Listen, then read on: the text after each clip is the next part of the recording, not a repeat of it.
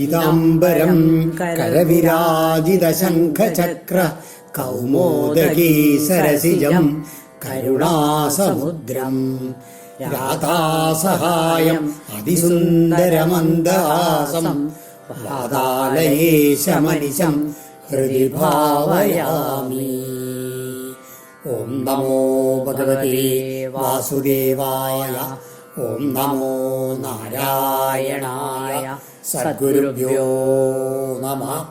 ശ്രീമദ്ഭാഗവതം സപ്തമസ്കന്ധം ഏകാദശോധ്യായ 11ാമത്തെ അധ്യായം. ഈ 11, 12, 13, 14, 15 ഇനിയുള്ള ഈ 5 അധ്യായങ്ങളിൽ സപ്തമസ്കന്ധത്തിൽ സനാതനധർമ്മ നിരൂപണം അല്ലെങ്കിൽ സദാചാര നിരൂപണം എന്നൊക്കെ പറഞ്ഞുള്ള വർണ്ണാശ്രമ ധർമ്മങ്ങളുടെയൊക്കെ വിസ്തരിച്ചുള്ള പ്രതിപാദനമാണ്. അതിന് ആമുഖമായിട്ട് യുധിഷ്ഠിരൻ നാരദ മഹർഷിയോട് ചോദിക്കുകയാണ്. ശ്രീശുവാച ശ്രുത്വേഹിതം സാധുസഭാസഭാജിതം മഹത്തമാഗ്രണ്യ രുക്രമാത്മന യുധിഷ്ഠിരോ ദൈത്യപതേർമുദായുധ പപ്രച്ഛഭൂയ തനയം സ്വയംഭുവാം. എന്താണ്? യുധിഷ്ഠിര മുദായുധ, സന്തോഷവാനായിട്ടുള്ള ധർമ്മപുത്രൻ സ്വയംഭുവ തനയം ഭൂയ പപ്രച്ഛ, നാരദ മഹർഷിയായിട്ട്, അതായത് സ്വയംഭൂ ബ്രഹ്മാവാണ് സ്വയംഭൂ. അപ്പോൾ സ്വയംഭുവ പുത്രതനയം, സ്വയംഭൂവിൻ്റെ പുത്രനായിട്ടുള്ള നാരദ മഹർഷിയോട് വീണ്ടും ചോദിച്ചു. എന്താണ് കാരണം? മഹാന്മാരിലും ഉത്തമന്മാരായവരിൽ പ്രഥമഗണനീയൻ, അതാണ് മഹത്തമ അഗ്രണ്യ. അതുമാതിരി ഉരുക്രമ ആത്മന, മഹാവിഷ്ണു, ഉരുക്രമൻ എന്ന് പറഞ്ഞാൽ മഹാവിഷ്ണുവാണ്. ആ മഹാവിഷ്ണുവിൽ ആത്മസമർപ്പണം ചെയ്തവനുമായ ദൈത്യപതേ, ആ അസുരാധിപൻ്റെ, അതായത് പ്രഹ്ലാദൻ്റെ ആ സാധുസഭാസഭാജിതം, സജ്ജന സദസ്സുകളിൽ എപ്പോഴും സമാരാധിച്ചു വരുന്ന ഈ ചരിത്രത്തെ ശ്രുത്വ, കേട്ടിട്ട് സന്തോഷവാനായുള്ള യുധിഷ്ഠിരനാണ് വീണ്ടും നാരദ മഹർഷിയോട് ചോദിച്ചത്. യുധിഷ്ഠിരോ വാച ഭഗവൻ ഓതുമിച്ഛാമി നൃണാം ധർമ്മം സനാതനം വർണ്ണാശ്രമാചാരയുതം യൽപുമാൻ വിന്ദതേ പരം. അല്ലയോ ഭഗവാനായിട്ടുള്ള നാരദ മഹർഷി, സനാതനം വർണ്ണാശ്രമ ആചാരയുതം, നാശമില്ലാത്ത, സനാതനം എന്ന് പറഞ്ഞ യഥാർത്ഥം ഒരിക്കലും നശിക്കാത്തതെന്നാണ്, അത്യന്തം എപ്പോഴും നിലനിൽക്കുന്നതാണത്, നാശമില്ലാത്തതായിട്ടുള്ളതാണ് സനാതനം. അങ്ങനെയുള്ള അതും വർണ്ണ ആശ്രമ ആചാരയുധം, വർണ്ണങ്ങൾക്കും ആശ്രമങ്ങൾക്കുമുള്ള ആചാരങ്ങൾ അടങ്ങിയതുമായിട്ടുള്ള നൃണാം ധർമ്മം, മനുഷ്യധർമ്മത്തെ ശ്രോതും ഇച്ഛാമി, ഞാൻ കേൾക്കാൻ ആഗ്രഹിക്കുന്നു.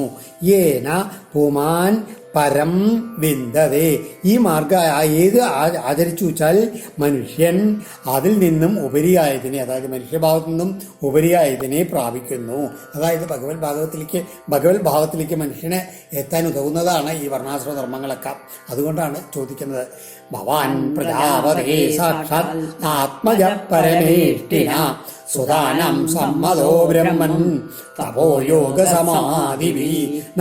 എന്തുകൊണ്ടാണ് അങ്ങോട്ട് ചോദിക്കുന്നത്? അങ്ങാണ് ഏറ്റവും ഈ ചോദ്യത്തിന് ഉത്തരം പറയാൻ ഏറ്റവും യോഗ്യനായിട്ടുള്ളതാണ്. കാരണം ഹേ ബ്രഹ്മൻ, അങ്ങ് ബ്രഹ്മജ്ഞനാണ്. പിന്നെയോ ഭവാൻ പ്രജാപതേ പരമേഷ്ഠിന സാക്ഷാത് ആത്മജ, സാക്ഷാൽ ബ്രഹ്മദേവന്റെ പുത്രൻ തന്നെയാണ് അങ്ങ്. പിന്നെയോ തപോ യോഗ സമാധിവി, തമസ് യോഗവിദ്യ, അതുമാതിരി അധ്യാത്മധ്യാനം ഇവ കൊണ്ട് സുതാനാം സമ്മത, ബ്രഹ്മപുത്രന്മാർക്കിടയിൽ ഏറ്റവും സമ്മതനായിട്ടുള്ള ആള് ആണ് അങ്ങ് എന്ന് പറയുകയാണ്. അതായത് അവരുടെ ഇടയിൽ വെച്ച് ഏറ്റവും ശ്രേഷ്ഠനായിട്ടുള്ള ആൾ അങ്ങാണ്. അപ്പം അങ്ങയോടാണല്ലോ ഇത് ചോദിക്കാൻ ഏറ്റവും ഉത്തമം, അങ്ങാണ് ഏറ്റവും ഉത്തരം തരാൻ ഏറ്റവും ഉത്തമനായിട്ടുള്ള ആളെന്നാണ് യുധിഷ്ഠിരന്റെ ആ സൂചന. നാരായണ പരാവിപ്ര ധർമ്മം ഗുഹ്യം പരം വിദു കരുണാ സാധവ ശാന്ത ത്വദ്വിധാനതദാവരേ.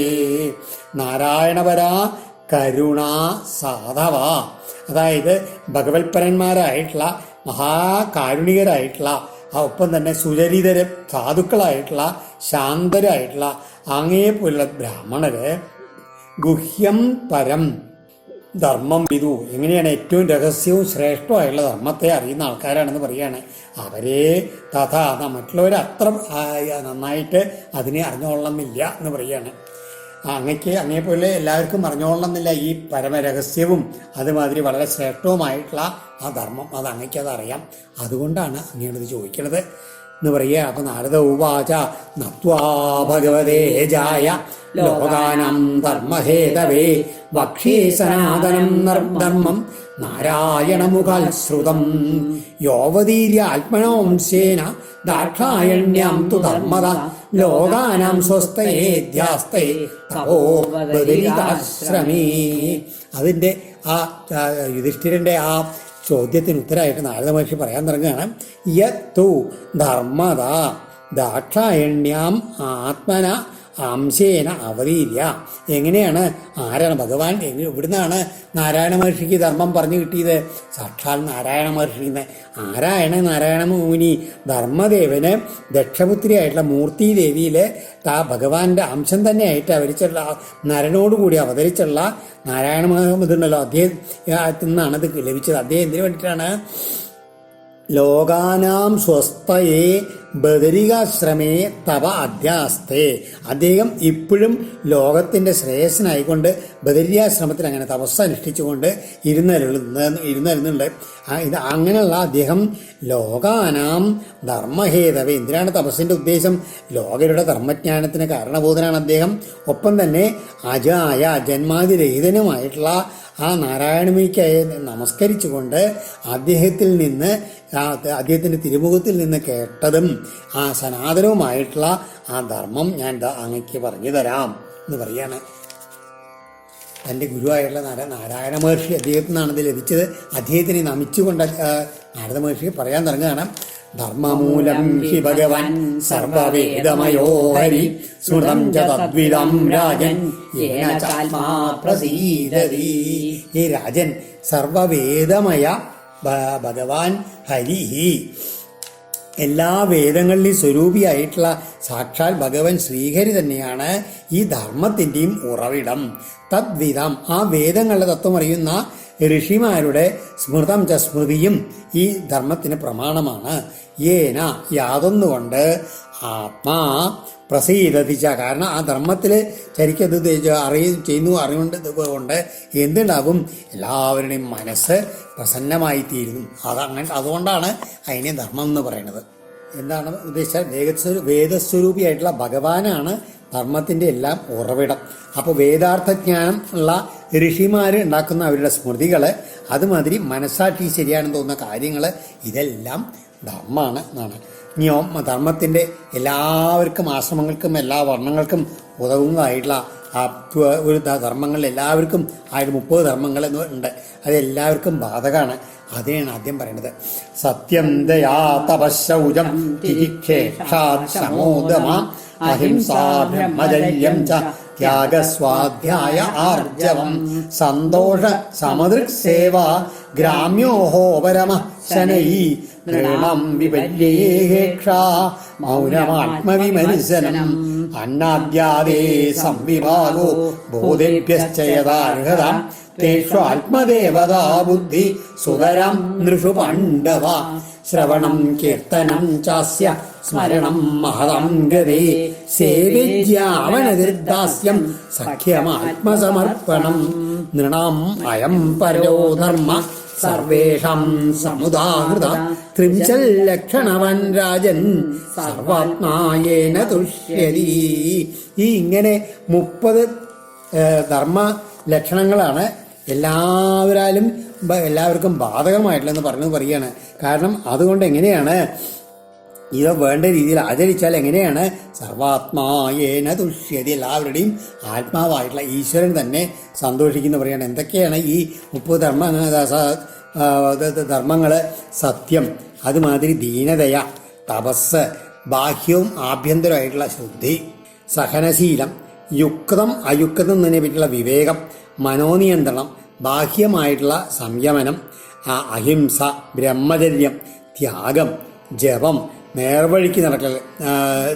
പിന്നെയോ എന്താ കിട്ടിയത് വെച്ചാൽ അതുകൊണ്ട് തൃപ്തിപ്പെടുക, മഹത്തുക്കളായിട്ടുള്ള ആൾക്കാരെയൊക്കെ സേവിക്കുക, പ്രവൃത്തി മാർഗത്തിൽ നിന്ന് മെല്ലെ മെല്ലെ വിരമിക്കുക, അന്യർക്ക് നിരാശ ഒരിക്കലും ഉണ്ടാകാതിരിക്കുക, ആവശ്യത്തിന് മാത്രം സംസാരിക്കുക, ആധ്യാത്മ ചിന്തയൊക്കെ നടത്തുക, സൽപാത്രങ്ങളിൽ ദാനം ചെയ്യുക, എല്ലാ ജീവജാലങ്ങളിലും പ്രത്യേകിച്ച് മനുഷ്യരിൽ ഈശ്വരൻ കുടികൊള്ളുന്നുണ്ടെന്നുള്ള ബോധം, പിന്നീട് എല്ലാ മനുഷ്യന്മാരിലും എല്ലാ ജീവജാലങ്ങളിലും പ്രത്യേകിച്ച് മനുഷ്യനിൽ ഈശ്വരത്വബോധം എന്ന് പറഞ്ഞില്ലേ, അതിനുശേഷം ഭഗവാന്റെ കഥകളെ കേൾക്കുക. ആ 9 തരത്തിലുള്ള ഭക്തിമാർഗ ലക്ഷണങ്ങളുണ്ടല്ലോ, മാർഗങ്ങൾ. ആ നവതാ ഭക്തി എന്ന് പറഞ്ഞില്ലേ, അതാണ് ശ്രവണം, കീർത്തനം, സ്മരണം, പാദസേവ, പൂജ, നമസ്കാരം, ദാസ്യം, സഖ്യം, സമർപ്പണം. ഇങ്ങനെ ഇതെല്ലാം ഈ 30 ആചരിച്ചു വെച്ചാൽ ഈശ്വരൻ തൃപ്തനാകും എന്നാണ് പറയണത്. എന്തൊക്കെ യഥാർത്ഥത്തിൽ സ്മൃതികളിൽ പറഞ്ഞിട്ടുള്ള ധർമ്മങ്ങൾ സാധാരണ 6 ശ്രീധരാചാര്യ പറയണത്. വർണ്ണത്തിനനുസരിച്ചുള്ള ധർമ്മം, ആശ്രമത്തിനനുസരിച്ചുള്ള ധർമ്മം, വർണ്ണത്തിനും ആശ്രമത്തിനും ചേർന്നുള്ള ധർമ്മം, ഓരോ ഗുണങ്ങൾക്കനുസരിച്ചുള്ള ധർമ്മം, നിമിത്ത സമയത്തുള്ള ധർമ്മം, പിന്നെ സാധാരണ ധർമ്മം. ഇതിലിപ്പോൾ എല്ലാവർക്കും അനുഷ്ഠേയമായിട്ടുള്ള സാധാരണ ധർമ്മങ്ങളാണ് ഇപ്പം ഈ പറഞ്ഞുള്ള 30 എന്നാണ് ശ്രീധരാചാര്യർ പറയണത്. സംസ്കാര യദവിച്ഛിന്ന സദ്വിജോജോ ജഗാദയം ഇദ്യാദ്യയനദാനാനി വിഹിതാനി ദ്വിജന്മനാം ജന്മകർമാവദാനം ക്രിയാശ്ചാശ്രമജോദിതാ. അവിച്ഛിന്ന സംസ്കാര അതായത് മുടക്കല്ലാണ്ട് സംസ്കാരങ്ങൾ യാതൊരാൾക്കുണ്ടോ?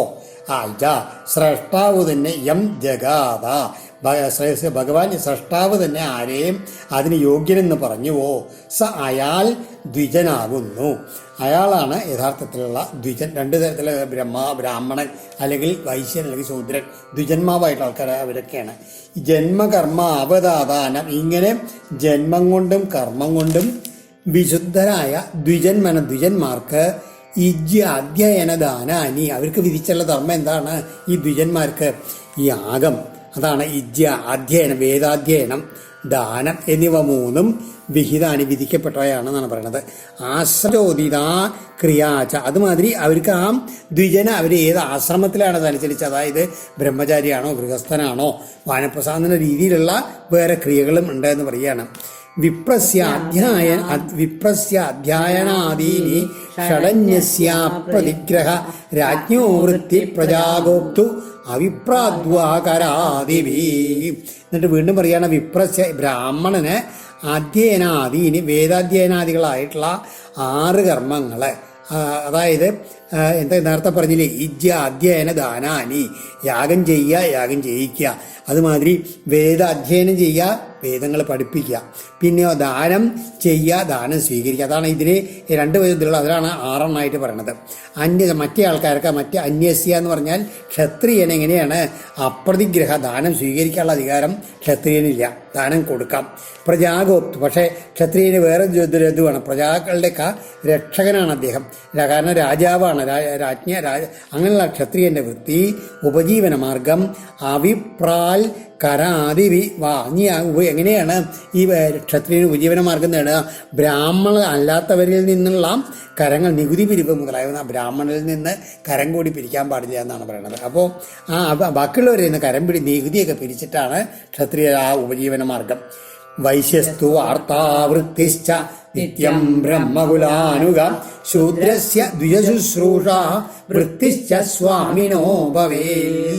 വൈശ്യനാകട്ടെ വാർത്താവൃത്തി, കൃഷി, വാണിജ്യാദി ജീവനങ്ങളാണ് ജീവനമാർഗങ്ങൾ. നിത്യം ബ്രഹ്മകുലാനുഗ, ഒപ്പം തന്നെ എപ്പോഴും ബ്രാഹ്മണരെ അനുസരിക്കുകയും ചെയ്യണം എന്ന് പറയുകയാണ്. ശൂദ്രസ്യ ശൂദ്രന്റെ ധർമ്മം എന്താണ്? ദ്വിജരുടെ സേവനം. പിന്നെയോ സ്വാമിന വൃത്തിച്ച ഭവേൽ, അതായത് യജമാനിൽ നിന്ന് എന്താണ് ആ ഉപജീവന മാർഗം തന്നെ ഉണ്ടാകുമെന്ന് പറയുകയാണ്. അതായത് അവരെന്താ നൽകണത്, ആ യജമാനെ സ്വാമിയെ സേവിച്ചതിന് ശേഷം അവരെന്താ തന്നെ അത് തന്നെയാണ് ഉപജീവന മാർഗം. വൈശ്യൻ എങ്ങനെയാ വെച്ചാൽ ബ്രാഹ്മണന്റെ നേതൃത്വത്തിൽ വേണം നടക്കാൻ. ഇങ്ങനെയാണ് ആ അതിലെ ബ്രാഹ്മണൻ, ക്ഷത്രിയൻ, വൈശ്യൻ, ശൂദ്രൻ എന്നുള്ള വർണ്ണങ്ങൾ 4. ഇതിൽ ആദ്യത്തെ 3 പേരാണ് ദ്വിജന്മാര് എന്ന് പറയുന്നത്. അതായത് ആ പൂർണ്ണലൊക്കെ ഇട്ട് കഴിഞ്ഞ് വീണ്ടും സംസ്കാരം ഉണ്ടാകുമ്പോഴാണ് ദ്വിജന്മാരെന്ന് പറയുക. അപ്പോൾ വേദാധ്യയനം, യജ്ഞം നടത്തൽ, ദാനം കൊടുക്കൽ, ഇങ്ങനെയുള്ള 3 കർമ്മങ്ങളാണെന്ന് പറഞ്ഞില്ലേ. അതിൽ ബ്രാഹ്മണന് വേദം പഠിപ്പിക്കുക, യജ്ഞത്തിലെ പൗരോഹിത്യം ചെയ്യുക, ദാന സ്വീകാരം, ഇങ്ങനെ അടക്കം 6 കർമ്മങ്ങൾ ഉണ്ട്. അതുകൊണ്ടാണ് ഷൽക്കർമാധികാരാളെന്ന് ബ്രാഹ്മണനെ വിളിക്കാൻ കാരണം. പിന്നെയോ ക്ഷത്രിയന്റെ ഇതും പറഞ്ഞു, വൈശ്യന്റെ ഇതും പറഞ്ഞു. ക്ഷത്രിയൻ എന്താണ്? രാജ്യഭാരം, നികുതി മുതലായവയൊക്കെയാണ് ധനാഗമ മാർഗങ്ങൾ. ബ്രാഹ്മണനെ എല്ലാവർക്കും ഒപ്പം തന്നെ എല്ലാവരെയും രക്ഷിക്കുക എന്നുള്ളതാണ് ക്ഷത്രിയന്റെ. പിന്നെ വൈശ്യന് കൃഷി, വാണിജ്യം, ശൂദ്രന് മറ്റുള്ളവരുടെ സേവനം, അതുകൊണ്ട് ലഭിക്കുന്ന വേതനം. ഇങ്ങനെയൊക്കെയാണ് മാർഗം. വാർത്താവിചിത്രാശാലീന യായാവരശിലോഞ്ചനം വിപ്രവൃത്തി ചതുർദ്ദേയം ശ്രേയസീ ചോത്തരോത്തരാ.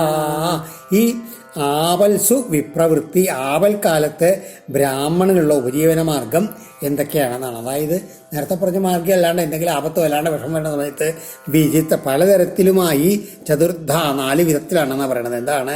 ഒന്ന് വാർത്ത, കൃഷി കച്ചവടാദികളൊക്കെ നടക്കുക, അങ്ങനെ ചെയ്യാം. പിന്നെയോ ശാലീന യായാവര ശിലോഞ്ചനം, അതായത് യാചിക്കാതെ ലഭിക്കുന്നതാണ് ശാലീനം. ആരോട് അങ്ങനെ യഥാവിൽ കിട്ടുന്നത്, അല്ലെങ്കിൽ യാചിച്ച് ലഭിക്കുന്നത്, അതാണ് യായാവരം. പിന്നെയോ ശിലോഞ്ചനം എന്ന് പറഞ്ഞാൽ കൊഴിഞ്ഞു വീണതോ കൊയ്യാതെ ഉപേക്ഷിച്ചതോ ആയുള്ളതൊക്കെയാണ് പറക്കിയെടുക്കലിനെയാണ് ശിലോഞ്ചനം എന്ന് പറയാം. ഇത് ഉത്തരോത്തര ആദ്യത്തെ പറഞ്ഞതിനേക്കാൾ പിന്നെ പിന്നെ പറഞ്ഞ് ശ്രേയസ്സായിട്ടുള്ളതാണെന്ന് പറയാണ്. അതായത് ജഗന്യോനോത്തമം വൃത്തിം അനാവധിപജന്നര ഹൃദേ രാജന്യമാവൽസു സർവേഷാമപി സർവശാ.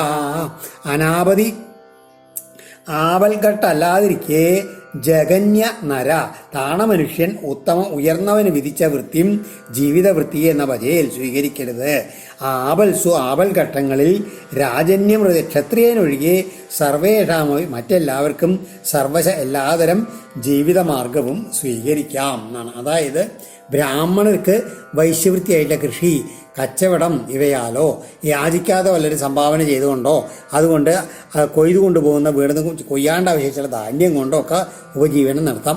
ഇതിൽ ആദ്യം പറഞ്ഞതിനേക്കാൾ ശ്രേഷ്ഠമല്ല പിന്നീട് പറഞ്ഞത് പറയുകയാണ്. ആപൽഘട്ടത്തിൽ അല്ലാണ്ട് താഴ്ന്ന ഒരാൾ ഉയർന്ന ആളുടെ ജീവിതമാർഗം സ്വീകരിക്കരുത് എന്ന് പറയുകയാണ്. അതായത് മറ്റേ രാജാവ് ചെന്നിട്ട് വേദങ്ങൾ പഠിപ്പിക്കുക, അല്ലെങ്കിൽ യാഗങ്ങൾ നടത്തുക, അങ്ങനെ ചെയ്യാൻ പാടില്ല. വൈശ്യൻ ചെന്ന് ബ്രാഹ്മണന്റെ വൃത്തിയെ ചെയ്യുക, അതൊന്നും ഒരിക്കലും പാടില്ലാത്തതെന്ന് പറയുകയാണ്.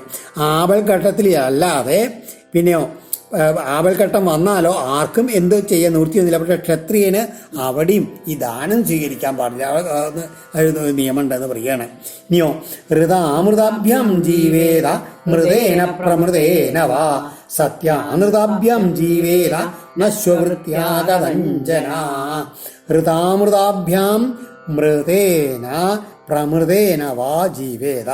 ഏതൊക്കെ മാർഗങ്ങൾ കൊണ്ട് ആപൽഘട്ടങ്ങളിൽ ജീവിക്കാന്ന് പറയാണ്. ഋതം, അമൃതം എന്നിവ കൊണ്ടോ, അല്ലെങ്കിൽ മൃതം കൊണ്ടോ, പ്രമൃതേന വാ പ്രമൃതം കൊണ്ടോ ജീവേത ജീവിക്കാവുന്നതാണെന്നാണ്. ഒപ്പം തന്നാലോ സത്യാനൃതാഭ്യം സത്യാനൃതങ്ങൾ കൊണ്ട്, സത്യം അസത്യം കൊണ്ടും ജീവിക്കാം. എന്താണ് സത്യാനൃതം എന്ന് പറഞ്ഞാൽ എന്താണ്? കച്ചവടമാണ്. അതൊക്കെ അതിൽ പറയും. ഇനി പിന്നെ സ്വവൃത്യ കഥഞ്ജന, സ്വവൃത്തി കൊണ്ട് ഒരിക്കലും അരുത് എന്നാണ്. ആപൽഘട്ടങ്ങളിലെ ധർമ്മങ്ങളാണെന്നൊക്കെ പറയേണ്ടത്. ഇനി എന്താണ് ഈ ഋതം അമൃതം എന്നൊക്കെ പറഞ്ഞത്? അത് എന്താണെന്ന് ചോദിക്കുകയാണ്. ഋതം ഉഞ്ചശിലം പ്രോക്തം അമൃതം യഥാചിതം മൃതം തു നിത്യയാശ്നാസ്യൽ പ്രമൃതം കർഷണം സ്മൃതം. അതായത് ഋതാമൃതാഭ്യാം ജീവേതെന്ന് ആദ്യം പറഞ്ഞു. ഋതം എന്ന് പറഞ്ഞാൽ എന്താണ്? ഈ ഉഞ്ചശില, അതായത് ഉഞ്ചവും ശിലവും, അതായത് പാടത്ത് കൃഷി കൊയ്യാണ്ട് വിട്ടുള്ള ഇത് നെല്ലൊക്കെ പറക്കാണ്ട് പോയുള്ള അതുമാതിരി വഴിയിലെ വണ്ടിയിൽ നിന്നൊക്കെ വീണ് കിടക്കുന്ന നെല്ലൊക്കെ ഉണ്ടല്ലോ, അതിനൊക്കെയാണ് ഉഞ്ചശില എന്ന് പറയാം. അതാണ് ഋതം എന്ന് പറയുന്നത്. പിന്നെ അയാചിതം, ആ യാചിക്കാണ്ട് ലഭിക്കുന്നതാണ്, അതിന് അമൃതം തന്നെയാണ് പേര്. മൃതം എന്ന് പറഞ്ഞാൽ അപ്പോൾ എന്താണ്? യാചനിച്ച് ലഭിക്കേണ്ടത് തന്നെയാണ് മൃതം എന്ന് പറയുന്നത്. പ്രമൃതം എന്ന് പറഞ്ഞു കഴിഞ്ഞാൽ കൃഷിപ്രവൃത്തിയായിട്ട് കരുതപ്പെട്ടത്, അതായത് കൃഷി ചെയ്ത് ലഭിക്കുന്നതിനാണ് പ്രമൃതം എന്ന് പറയാം. സത്യാനൃതം എന്ന് പറഞ്ഞാൽ എന്താണ്? തു വാണിജ്യം, നേരത്തെ പറഞ്ഞില്ലേ സത്യാനൃതം തു വാണിജ്യം സ്വവൃത്തിർ നീജസേവനം വർജയേത്തം സദാ വിപ്രോ രാജന്യശ്ച ജുഗുപ്സിതം സർവവേദമയോ വിപ്ര സർവദേവമയോ നൃപാ. സത്യാനൃതം വേണിച്ചാൽ സ്വീകരിക്കുന്നത്. എന്താ ഈ സത്യാവൃതം എന്ന് പറഞ്ഞു കഴിഞ്ഞാൽ പറഞ്ഞില്ലേ കച്ചവടം ആണത്. പിന്നെ സ്വവൃത്തി ഒരിക്കലും ചെയ്യാൻ പാടില്ല പറഞ്ഞില്ലേ, അതെന്താണ്? നീചരെ ആശ്രയിക്കുക, അവരെ സേവിക്കുക എന്നുള്ളതാണ് സ്വവൃത്തി എന്ന് പറഞ്ഞാൽ. വിപ്ര രാജന്യച സദാ ജുഗുപ്സിതാം താം വർജയെ. പ്രത്യേകിച്ച് ബ്രാഹ്മണനും ക്ഷത്രിയനും എല്ലാ കാലത്തും നിന്ദ്യമായിട്ടുള്ള ഈ സ്വവൃത്തിയെ തീരെ വർജിക്കണം എന്ന് പറയുകയാണ്. വിപ്ര, കാരണം വിപ്ര സർവവേദമയ, ബ്രാഹ്മണൻ എന്ന് പറഞ്ഞു കഴിഞ്ഞാൽ എല്ലാ വേദങ്ങളും അറിയുന്ന ആളാണ്, വേദങ്ങളുടെയും മൂർത്തിമത് ഭാവമാണ്. നൃപ, ക്ഷത്രിയൻ സർവ്വദേവന്മാരുടെയും സ്വരൂപമാണ് രാജാവ് എന്ന് പറഞ്ഞു കഴിഞ്ഞാൽ. അതുകൊണ്ട് അവർ ഈ നീചവൃത്തികളൊന്നും ഒരിക്കലും ചെയ്യാൻ പാടില്ല. ഈ ആപദ്ധർമ്മം എന്ന് പറഞ്ഞു കഴിഞ്ഞാൽ, അതായത് നമുക്ക് പ്രതികൂല സാഹചര്യങ്ങൾ വരുമ്പോൾ തൻ്റെ ജീവൻ നിലനിൽക്കാൻ വേണ്ടി ചെയ്യുന്ന, അതായത് തൻ്റെ സ്വവിഹിതമായതിന് വിഘ്നം വരുന്ന അവസ്ഥയാണ് ആ സമയത്ത് ചെയ്യേണ്ട പ്രകൃതിയാണ് ആപദ്ധർമ്മം. ദാരിദ്ര്യം വരിക, രോഗം വരിക, വിദേശയാത്ര വരിക, അല്ലെങ്കിൽ ബന്ധുക്കളാരെങ്കിലും മരിക്കുക, അങ്ങനെയുള്ള പല കാരണങ്ങളാവും അതിന് പറയുകയാണ്. ഇതിന് ഈ ശരിക്ക് ഈ ധർമ്മഷട്കത്തിൽ നേരെ പറഞ്ഞല്ലോ, അതിൽ നിമിത്ത ധർമ്മങ്ങൾ എന്നാണ് ഇതിന് പറയുക. ആപദ്ധർമ്മങ്ങൾ മഹാഭാരതത്തിലൊക്കെ വളരെ വിസ്തരിച്ച് പറഞ്ഞിട്ടുണ്ട്. ഭാരതം ശാന്തി പർവ്വത്തിൽ ശമോദമസ്തവശൗര്യം സന്തോഷക്ഷാന്തിരാർജവം ജ്ഞാനം ദയാച്യുതാത്മത്വം സത്യം ച ബ്രഹ്മലക്ഷണം ശൗര്യം വീര്യം ധൃതിസ്തേജ ത്യാഗ ആത്മജയക്ഷമാ ബ്രഹ്മണ്യതാ പ്രസാദശ്ച രക്ഷാ ച ക്ഷത്രലക്ഷണം ദേവഗുർവച്യുദേവക്തി ത്രിവർഗപരിപോഷണം ആസ്തിക്യമുദ്യമോ നിത്യം നൈപുണം വൈശ്യലക്ഷണം ശൂദ്രസ്യ സന്നദ്ധി സേവാസാമിന്യമായയാ അമന്ത്രയജ്ഞോ ഹ്യസ്തേയം സത്യം ഗോവിപ്രരക്ഷണം. ഇനി ഇവരുടെ ഓരോരുത്തരുടെയും ഓരോ വർണ്ണത്തിലും ഉള്ള ആൾക്കാരെ എന്ത് ലക്ഷണങ്ങളെ കൊണ്ടാണ് തിരിച്ചറിയുക എന്നാണ്. ജന്മം കൊണ്ടല്ല, അവരതിൽ ലക്ഷണങ്ങളെ കൊണ്ടും അവരുടെ സ്വഭാവം കൊണ്ടും കർമ്മം കൊണ്ടുമാണ് തിരിച്ചറിയേണ്ടതെന്ന് പറഞ്ഞില്ല. അപ്പോൾ ഒരു ബ്രാഹ്മണൻ എന്ന് പറഞ്ഞാൽ ആരാണ്? ശമോദമസ്തവശൗച, അതായത് മനഃശാന്തി, ഇന്ദ്രിയങ്ങളെ ജയിച്ചിരിക്കുക ചെയ്തിട്ടുണ്ടാവുക, തപസ്, പുറത്തും അകത്തും ആയിട്ടുള്ള ശുദ്ധി, എന്താ കിട്ടിയത് വെച്ചാൽ അതുകൊണ്ടുള്ള സംതൃപ്തി, ക്ഷമ, ആർജവം, അതായത് നേർവഴിക്കുള്ള പോക്ക്, ആധ്യാത്മിക ജ്ഞാനം, ദീനങ്ങളിലൊക്കെ അനുകമ്പ, ഭഗവാനിലെ ഭക്തി, സത്യം, ഇതൊക്കെ ബ്രാഹ്മണർക്ക് പറയപ്പെട്ടുള്ള ഗുണങ്ങളെ തിരങ്ങി ഈ ഗുണങ്ങളൊക്കെ തികഞ്ഞ ആളാണ് ബ്രാഹ്മണൻ. പിന്നെ ശൂരത, അതുമാതിരി വീര്യം, ധൈര്യം, പ്രഭാവം, ത്യാഗബുദ്ധി, അതുമാതിരി മനസ്സിനെ അടക്കാനുള്ള കഴിവ്, സഹനശീലം, ബ്രാഹ്മണ ഭക്തി, എപ്പോഴും പ്രസന്നമായിട്ടുള്ള ഭാവം, എല്ലാവരെയും സംരക്ഷണം നൽകാനുള്ള ഒരു ഭാവത്തിൽ കഴിവ്, ഇതിനൊക്കെയാണ് ക്ഷത്രിയ ധർമ്മങ്ങളായിട്ട് പറയുക. പിന്നെ ദേവന്മാർ, ഗുരുക്കന്മാർ, മഹാവിഷ്ണു എന്നിവരോടുള്ള ഭക്തി, ധർമ്മങ്ങളെ, അർത്ഥങ്ങളെ, കാമങ്ങളെ ഇതിലേക്ക് പരിപോഷിപ്പിക്കൽ, വേദങ്ങളിലും ഈശ്വരനിലൊക്കെ വിശ്വാസം, നിരന്തരമായിട്ടുള്ള പ്രയത്നശീലം, കാര്യപ്രാപ്തി, ഇതൊക്കെയാണ് വൈശ്യരുടെ ധർമ്മങ്ങൾ. എല്ലാവരോടും വിനയം, ശുചിത്വം, യജമാനോട് യാതൊരു കാപട്ടും ഇല്ലാണ്ട് സേവനം ചെയ്യൽ, വേദമന്ത്രങ്ങളൊന്നും കൂടാണ്ടുള്ള പഞ്ചയജ്ഞ നിർവഹണം, അതുമാതിരി ഒരിക്കലും മോഷ്ടിക്കാതിരിക്കൽ, നുണ പറയാതിരിക്കൽ, പശുക്കളുടെയും ബ്രാഹ്മണരുടെയും സംരക്ഷണം, ഇതൊക്കെയാണ് ശൂദ്രന്റെ ധർമ്മം. അതായത് അമന്ത്രയജ്ഞം വെച്ചാൽ നമാന്നുച്ചരിച്ചുകൊണ്ട് പഞ്ചയജ്ഞാനുഷ്ഠാനമാണ് എന്ന് ശ്രീധരാചാര്യർ. അമന്ത്രയജ്ഞോ നമസ്കാരേണൈവ പഞ്ചയജ്ഞാനുഷ്ഠാനം തഥാച യാജ്ഞവൽക്യ നമസ്കാരേണ മന്ത്രേണ പഞ്ചയജ്ഞ എന്ന ഹാവയേൽ ഇതിന്ന് യാജ്ഞവൽക്യ എന്നൊക്കെ പറഞ്ഞിട്ടുണ്ട്. അതായത് നമസ്കാരം എന്തെങ്കിലും ചെയ്ത് പ്രവൃത്തി ചെയ്തിട്ട് നമസ്കരിക്കുക, എന്നാൽ തന്നെ ആ യജ്ഞം പൂർത്തിയായി. ഒരു ശൂദ്രനെ സംബന്ധിച്ചുള്ള മന്ത്രമൊന്നും ചെല്ലേണ്ട ആവശ്യമില്ല.